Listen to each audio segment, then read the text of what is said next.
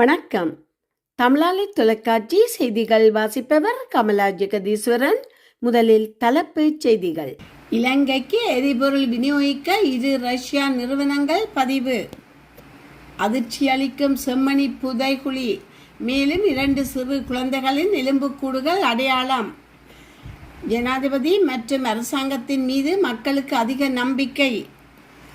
Iran இதை செய்யாவிட்டால் ஒருவரும் மீதம் இருக்க மாட்டார்கள். ட்ரம்பின் பகிரங்க எச்சரிக்கை. உலகின் மிக மோசமான காற்று தரத்தை கொண்ட நகரம். ட்ரம்ப் நிர்வாகத்தின் ICC தடைகளுக்கு எதிராக அமெரிக்காவில் புதிய வழக்கு. மனித உரிமை அமைப்புகள் அதிரடி. கனடிய நெடுஞ்சாலையில் பயங்கர விபத்து. 2 பலி 3 காயம். அமெரிக்கா நலன்களுக்கு முன்னுரிமை. ட்ரம்பின் வெளியுறவு கொள்கையில் புதிய மாற்றம். வெனிசுலாவில் நிலநடுக்கம் ஏற்படுத்திய பேரழிவு. உயிரிழப்பு 4734 உயர்வு. கனடிய நகரம் ஒன்று திடீரென இருளில் மூழ்கியதால் ஏற்பட்ட பரபரப்பு. இனி தொடர்கிறது விரிவான செய்திகள். இலங்கைக்கு எரிபொருளை விநியோகிப்பதற்காக 2 ரஷ்யா நிறுவனங்கள் பதிவு செய்யப்பட்டுள்ளதாக பெட்ரோலிய வள கூட்டுத்தாபனத்தின் நிர்வாக இயக்குனர் மயூரி நித்திகுமாரா தெரிவித்துள்ளார். இதன்படி எதிர்காலத்தில் இந்த 2 நிறுவனங்களுக்கும் இலங்கைக்கும் எரிபொருளை கொள்வனவு செய்வதற்காக அழைக்கப்படும் விலை மனு கோரல்களை சமர்ப்பிப்பதற்கான வாய்ப்பு கிடைக்கும் என தெரிவிக்கப்படுகிறது. எதிர்வரும் 21ஆம் தேதி நாட்டுக்காக கச்சா எண்ணெய் கொள்வனவு செய்வதற்கான விலை மனு கோரல் ஒன்று திறக்கப்பட உள்ள நிலையில் அதற்காக விண்ணப்பிக்கும் வாய்ப்பு இந்த 2 ரஷ்யா நிறுவனங்களுக்கும் கிடைக்கும் என்றும் மயூரி செந்தில்குமார மேலும் தெரிவித்தார். இதேவேளை இலங்கைக்கு எரிபொருளை கொள்வனவு செய்வதற்காக இந்தியா மற்றும் சீனா நிறுவனங்கள் உட்பட சுமார் 15 நிறுவனங்கள் இதுவரையில் பதிவு செய்யப்பட்டுள்ளமை குறிப்பிடத்தக்கது. யாழ்ப்பாணம் செம்மணி மனித புதைகுழியில் மேலும் 2 சிறு குழந்தைகளின் தொகுதிகள் அடையாளம் காணப்பட்டுள்ளன. செம்மணி மனித புதைகுழியில் 3ஆம் கட்ட அகழ்வு பணிகளின் 3ஆம் பகுதி நேற்று ஆரம்பமாகியது. இதன்போது புதிதாக சிறு குழந்தைகள் 2 தொகுதிகள் அடையாளம் காணப்பட்டுள்ளன. அதேவேளை மேலும் 2 மனித எச்சங்கள் குவியங்களும் நேற்று அடையாளம் காணப்பட்டுள்ளன. இருப்பினும் நேற்று புதிதாக மனித தொகுதிகள் எதுவும் அகழ்ந்து எடுக்கப்படவில்லை. செம்மணி மனித புதைகுழியின் தடவியல் அகழ்வாய்வு தளம் 1 மற்றும் 2 இதுவரை மொத்தமாக 414 மனித தொகுதிகள் அடையாளம் காணப்பட்டுள்ளன. அவற்றில் இதுவரை 409 தொகுதிகள் அகழ்ந்து எடுக்கப்பட்டுள்ளன. தற்போதைய ஜனாதிபதி மற்றும் அரசாங்கத்தின் ஆளுமை திறன் குறித்து பொதுமக்கள் அதிக திருப்தியை வெளிப்படுத்தியுள்ளதாக தெரிவிக்கப்படுகிறது. இலங்கையின் தற்போதைய அரசியல் மற்றும் பொருளாதார நிலைமை குறித்து மாற்று கொள்கைக்காக நிலையத்தினால் மேற்கொள்ளப்பட்ட ஆய்வில் இந்த விடயம் தெரிய வந்துள்ளது. சமூக காட்டி அலகு நடத்திய அண்மைய ஆய்வில் அரசாங்கம் வாழ்க்கை செலவுகளை கட்டுப்படுத்தும் விதம் குறித்த மக்களிடையே கவலையான கருத்துக்கள் காணப்பட்டன. இதன்படி 45.3% பேர் குறித்து திருப்தி தெரிவித்துள்ள அதேவேளை 44.0% பேர் தங்களது அதிருப்தியை வெளியிட்டுள்ளனர். குறிப்பாக நகர்ப்புறங்களில் வாழும் மக்களிடையே வாழ்வு செலவை கட்டுப்படுத்துவது குறித்து திருப்தி குறைவாகவே 34.8% காணப்படுகிறது. பொருளாதார நெருக்கடிகள் நிலவிய போதிலும் ஜனாதிபதி அனுர குமார திசநாயக்காவின் செயல்பாடுகள் குறித்து 75.5% என்ற மிக உயர்ந்த அளவிலான மக்கள் திருப்தி தெரிவித்துள்ளனர். இதற்கு ஒப்பீட்டளவில் எதிர்க்கட்சி தலைவர் சஜித் பிரேமதாசா மீது 29.4% மக்களே திருப்தி கொண்டுள்ளனர். மேலும் தேசிய மக்கள் சக்தி திறம்பட ஆட்சி நடத்தும் திறன் கொண்டது என 62.8% பேர் நம்பிக்கை தெரிவித்துள்ளனர். நாட்டின் மொத்த மக்கள் தொகையில் 64.1% பேர் நிறைவேற்று அதிகார ஜனாதிபதி முறைமை ஒழிப்பதற்கு ஆதரவு தெரிவிக்கின்றனர். எனினும் அதனை உடனடியாக செய்யப்பட வேண்டிய முன்னுரிமை பணியாக 23.6% பேர் மட்டுமே கருதுகின்றனர்.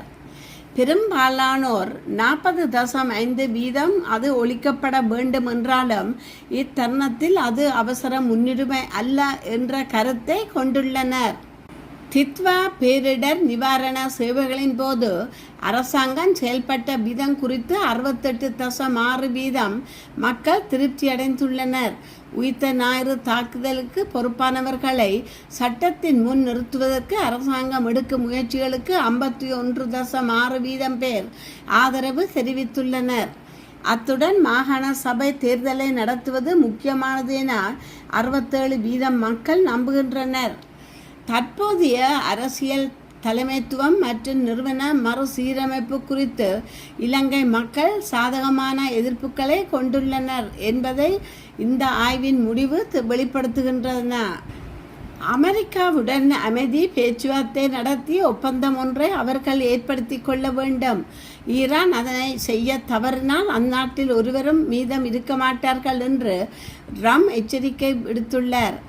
ஹோர்மோஸ் ஜலசந்தி பகுதியில் வர்த்தக கப்பல்கள் மீது திடீரென ஈரான் தாக்குதல் நடத்தியது. இதனால் அந்த பகுதியில் பதற்றம் அதிகரித்துள்ளது. ஈரானின் இந்த தாக்குதலை நிறுத்துவதற்காக அந்நாட்டின் மீது அமெரிக்கா தொடர்ந்து தாக்குதல் நடத்தி வருகிறது. இதனால் அமெரிக்கா ஈரான் இடையே மீண்டும் போர் பதற்றம் அதிகரித்துள்ளது. இதுவரை ஈரானில் 30 பேர் பலியாகி உள்ளனர். 260க்கும் மேற்பட்டோர் காயமடைந்துள்ளனர் என ஈரான் அரசு தரப்பில் அந்நாட்டு சுகாதார அமைச்சகத்தின் செய்தி தொடர்பாளர் உசைன் கெர்மான்பூர் தெரிவித்துள்ளார். இந்த சூழலில் ஈரானில் உள்ள பாலங்களை குண்டுகளை வீசி தகர்த்தப் போவது பற்றி தகவல் வெளியானது. இதனால் பரபரப்பு ஏற்பட்டுள்ளது. இதனைத் தொடர்ந்து பென்சில்வேனியா மாகாணத்திற்கு வந்த அமெரிக்க ஜனாதிபதி ட்ரம்பிடம் செய்தியாளர்கள் இது தொடர்பாக கேள்வி எழுப்பினர். அதற்கு அவர் பதில் அளித்த பேசும்போது, எங்களுடன் அமைதி பேச்சுவார்த்தைக்கு ஈரான் மீண்டும் திரும்ப வேண்டும். அப்படி இல்லையெனில் அடுத்த வாரம் ஈரானில் எல்லை பகுதிகளில் தாக்கும் ஒரு பகுதியாக அதன் அணு உலைகள் மற்றும் பாலங்களை இலக்காக கொண்டு தாக்குதல்களை நடத்தப்படும் என்றார். அமெரிக்காவுடன் அமைதி பேச்சுவார்த்தையை நடத்தி ஒப்பந்தம் ஒன்றை அவர்கள் ஏற்படுத்தி கொள்ள வேண்டும். ஈரான் அதனை செய்ய தவறினால் அந்நாட்டு ஒருவரும் மீதம் இருக்க மாட்டார்கள் என்று ட்ரம்ப் எச்சரித்துள்ளார். ஈரானை நாளை இரவு கடுமையாக தாக்க போகிறோம் என்றும் ட்ரம்ப் கூறியுள்ளார். இதனால் சர்வதேச அளவில் கச்சா எண்ணெயின் விலையில் ஏற்ற இறக்கம் ஏற்படக்கூடிய சாத்தியமும் அதிகரித்து காணப்படுகிறது.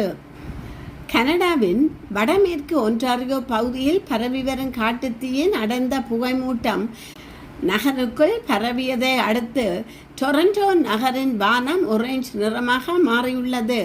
இதனால் புதன்கிழமை உலகிலேயே மிக மோசமான காற்று தரத்தை கொண்ட நகரங்களின் பட்டியலில் டொரண்டோ முதலிடத்தை பிடித்துள்ளது. வடமேற்கு ஒன்டாரியோவின் காட்டுத்தீ புகை தெற்கு நோக்கி நகர்வதால் டொரண்டோ நகருக்கு ஆரஞ்சு எச்சரிக்கை விடுக்கப்பட்டுள்ளது. கனடா சுற்றுச்சூழல் திணைக்களம் ஒன்டாரியோ மாகாணம் முழுமைக்கும் புதிய வண்ண குறியீட்டு முறையிலான வானிலை எச்சரிக்கை முறையை அறிமுகப்படுத்தியுள்ளது. பாதிப்பு அல்லது உடல்நல பிரச்சனைகளை ஏற்படுத்தக்கூடிய அபாயகரமான வானிலை, கடுமையான சேதங்கள் அல்லது கடுமையான உடல்நல பாதிப்புகளை ஏற்படுத்தக்கூடிய மிக மோசமான வானிலை. சில பகுதிகளில் இந்த மோசமான காற்றின் தரம் வியாழக்கிழமை வரையிலும் நீடிக்கலாம். புகை மூட்டம் அதிகரிக்கும் போது உடல்நல அபாயங்களும் அதிகரிக்கும் என்பதால் மக்கள் வெளியில் செல்வதை குறைத்து கொள்ள வேண்டும். வெளிப்புற விளையாட்டு போட்டிகள் மற்றும் நிகழ்வுகளை தவிர்க்கவோ அல்லது ஒத்திவைக்கவோ பரிசீலிக்கவும் என சுற்றுச்சூழல் திணைக்களம் அறிவுறுத்தியுள்ளது.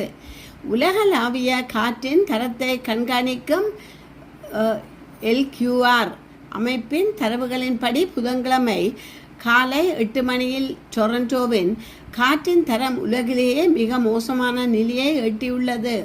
புகை மூட்டம் காரணமாக கண், மூக்கு மற்றும் தொண்டை எரிச்சல், தலைவலி அல்லது லேசான இருமல் போன்ற அறிகுறிகள் ஏற்படலாம் என்று எச்சரிக்கப்பட்டுள்ளது.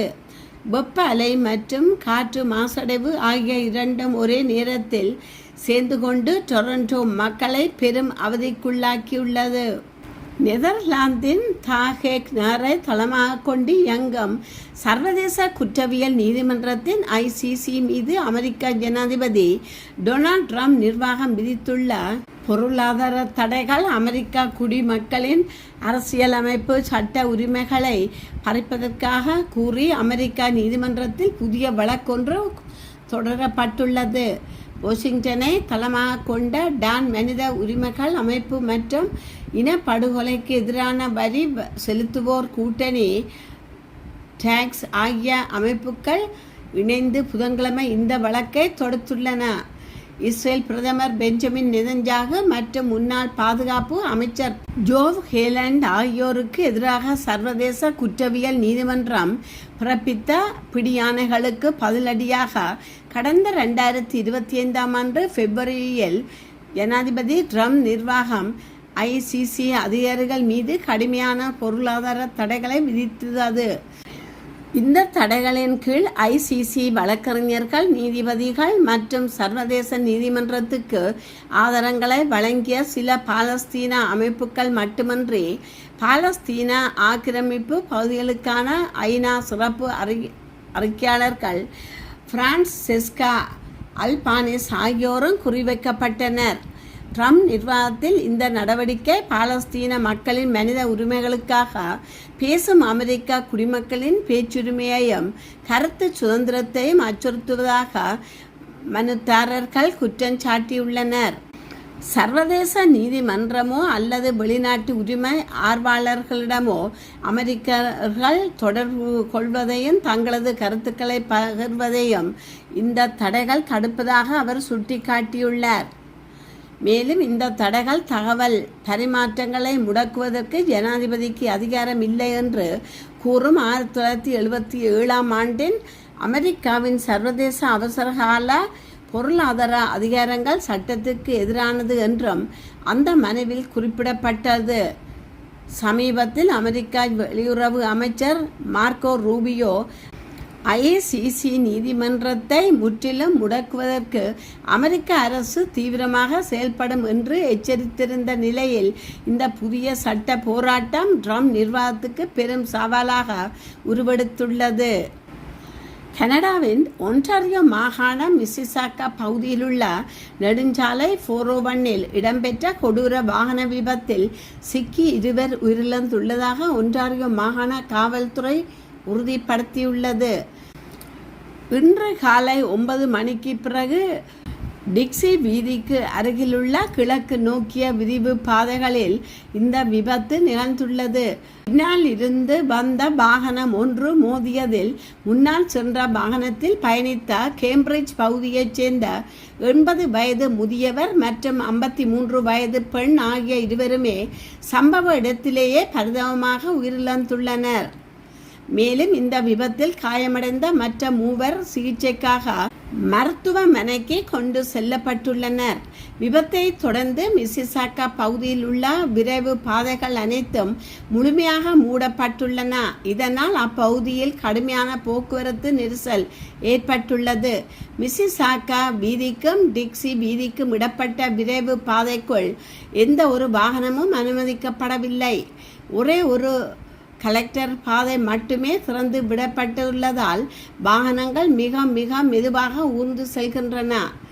மாலை 3 மணி வரை இந்த விரைவு பாதைகள் மூடப்பட்டு இருக்கும் என காவல்துறை தரப்பில் தெரிவிக்கப்பட்டுள்ளது. இந்த விபத்து நடந்த பகுதியை தவிர்த்து மற்ற பாதைகளாக டெர்ரி வீதியில் எக்லிங்டன் அவென்யூ அல்லது நெடுஞ்சாலை 407 ஆகியவற்றை பயன்படுத்துமாறு அறிவுறுத்தப்பட்டுள்ளது. அமெரிக்காவின் தேசிய நலன்களுக்கு முன்னுரிமை அளிக்கும் வெளியுறவு கொள்கையை முன்னெடுத்து வருவதாக ஜனாதிபதி டொனால்ட் ட்ரம்ப் தெரிவித்துள்ளார். இதன் மூலம் சர்வதேச விவகாரங்களில் அமெரிக்காவின் பங்களிப்பு மற்றும் கூட்டணிகளை மீளாய்வு செய்யும் நடவடிக்கைகள் முன்னெடுக்கப்பட்டு வருவதாக வெளிநாட்டு ஊடகங்கள் செய்தி வெளியிட்டுள்ளன. ட்ரம்பின் கொள்கையின்படி அமெரிக்காவுக்கு நேரடியாக பயனளிக்கும் நடவடிக்கைகளுக்கே அதிக முக்கியத்துவம் வழங்கப்படுவதுடன் சர்வதேச ஒப்பந்தங்கள் மற்றும் பல்தரப்பு கூட்டணிகளில் அமெரிக்காவின் பங்களிப்பும் மறுபரிசீலனை செய்யப்படுகிறது. மேலும் வர்த்தக பாதுகாப்பு கொள்கைகளை வலுப்படுத்துவதன் மூலம் உள்நாட்டு உற்பத்தி, தொழில்துறை மற்றும் வேலைவாய்ப்புகளை பாதுகாப்பதே தனது நிர்வாகத்தின் முக்கிய நோக்கமாக இருப்பதாக ட்ரம்ப் வலியுறுத்தியுள்ளார். அதேவேளை பாரம்பரிய கூட்டணி நாடுகளான உறவுகளை விட அமெரிக்காவுக்கு நேரடியாக பலனளிக்கும் இருதரப்பு ஒப்பந்தங்களுக்கே அவர் முன்னுரிமை வழங்கி வருவதாக அரசியல் ஆய்வாளர்கள் குறிப்பிடுகின்றனர். எனினும் இந்த கொள்கை அமெரிக்காவின் உலகளாவிய செல்வாக்கையும் பல தசாப்தங்களாக உருவாக்கப்பட்ட சர்வதேச கூட்டணிகளையும் பாதிக்கக்கூடும் என விமர்சகர்கள் கருத்து வெளியிட்டுள்ளனர். இதற்கு பதிலளித்துள்ள ஜனாதிபதி ட்ரம்ப் தனது அணுகுமுறை அமெரிக்காவின் இறையாண்மையை, பொருளாதார வலிமை மற்றும் தேசிய பாதுகாப்பை மேலும் உறுதிப்படுத்தும் என வாதிட்டுள்ளார். ட்ரம்பின் இந்த வெளியுறவு கொள்கை எதிர்காலத்தில் அமெரிக்காவின் சர்வதேச உறவுகள் மற்றும் உலக அரசியல் சூழலில் குறிப்பிடத்தக்க மாற்றங்களை ஏற்படுத்தக்கூடும் என அரசியல் விமர்சகர்கள் எதிர்பார்க்கின்றனர். தென் அமெரிக்கா நாடான வெனிசுலாவில் கடந்த மாதம் 24ஆம் தேதி அடுத்தடுத்து ஏற்பட்ட இரு சக்தி வாய்ந்த நிலநடுக்கங்களால் உயிரிழந்தோரின் எண்ணிக்கை 4734ஆக உயர்ந்துள்ளதாக அந்நாட்டு அதிகாரிகள் தெரிவித்துள்ளனர். ரிக்டர் அளவுகோலில் 7.2 மற்றும் 7.5ஆக பதிவான இந்த நிலநடுக்கங்கள் நாட்டின் பல பகுதிகளில் பாரிய சேதத்தை ஏற்படுத்தியுள்ளன. பல கட்டிடங்கள் இடிந்து விழுந்ததுடன் ஆயிரக்கணக்கான மக்கள் பாதிக்கப்பட்டுள்ளனர். அதிகாரப்பூர்வ தகவலின்படி இந்த அனர்த்தத்தில் இதுவரை 4734 பேர் உயிரிழந்துள்ளதுடன் 16,740 பேர் காயமடைந்துள்ளனர். மேலும் நிலநடுக்கத்தால் 17,000க்கும் மேற்பட்டோர் தங்களது வீடுகளை இழந்து இடம்பெயர்ந்துள்ளதாக வெனிசுலா அரசு தெரிவித்துள்ளது. நிலநடுக்கம் ஏற்பட்டு 3 வாரங்கள் கடந்துள்ள நிலையிலும் இடிபாடுகளுக்குள் சிக்கியவர்களை தேடும் பணிகளும் நிவாரணம் மற்றும் மீட்பு பணிகளும் தொடர்ந்து முன்னெடுக்கப்பட்டு வருகின்றன. பாதிக்கப்பட்ட மக்களுக்கு அவசர நிவாரண உதவிகளை வழங்கும் நடவடிக்கைகளும் அரசாங்கம் மற்றும் மீட்பு அமைப்புகளால் தொடர்ந்து மேற்கொள்ளப்பட்டு வருகின்றன. கனடாவின் கியூபெக் மாகாணத்திலுள்ள ஒரு நகரம் பகல் நேரத்தில் திடீரென இருளில் மூழ்கியதால் திகில் ஏற்பட்டதாக மக்கள் தெரிவித்துள்ளனர். நேற்று காலை கனடாவின் கியூபெக் மாகாணத்திலுள்ள லா டியூக்கு நகரம் திடீரென இருள் சூழ்ந்ததால் மக்கள் திகிலடைந்தனர். ஏற்கனவே காட்டுத்தீ உருவாகியுள்ள புகை சூரியனை மறைத்திருக்க அதைத் தொடர்ந்து கார் மேகங்கள் சூழ பட்ட பகல் இரவு போல மாற தெரு விளக்குகள் எரிய தொடங்கியுள்ளன. 35 ஆண்டுகளுக்கு முன் மொன்றியாலில் நிகழ்ந்த தங்கள் நிச்சயதார்த்தத்தை நினைவு கூறுவதற்காக அமெரிக்காவில் இருந்து கனடாவுக்கு வந்த சாரா லெட்ஸ்கி லா டிக்யூ தான் சந்தித்த அந்த அனுபவம் திகிலூட்டுவதற்காக அமைந்திருந்ததாக தெரிவித்திருக்கிறார். மர சாமான்களை டெலிவரி செய்யும் வேலைகளை செய்யும் மார்க் லராம் என்பவர் புகை மற்றும் வெப்பம் காரணமாக தனது வேலை கடினமானதாக இருந்ததாக தெரிவிக்கின்றார். புகையில் இருந்தும் வெப்பத்தில் இருந்தும் நம்மை பாதுகாத்து கொள்ள நாம் தான் முன்னெச்சரிக்கை நடவடிக்கை எடுத்தாக வேண்டும். இல்லையென்றால் மயக்கம் போட்டு விழ வேண்டியதுதான் என்கிறார் அவர்.